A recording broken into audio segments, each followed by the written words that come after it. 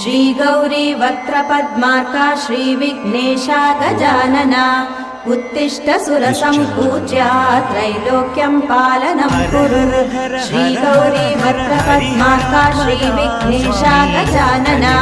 उत्तिष्ठ सुरसम्पूज्या त्रैलोक्यं पालनं कुरु उत्तिष्ठोत्तिष्ठ हेरम्बा उत्तिष्ठ गणनायका उत्तिष्ठ करुणापूर्णा भक्तानां भाग्यदायका उत्तिष्ठोत्तिष्ठ हेरम्बा उत्तिष्ठ गणनायका उत्तिष्ठ करुणापूर्णा भक्तानां भाग्यदायका श्रीयाकुवाहन शिवात्मज दिव्यगात्रा श्रीभिन्नदन्तधनुजान्तक सूक्ष्मनेत्रा सर्वार्थिदुःखशमना फणिराजसूत्रा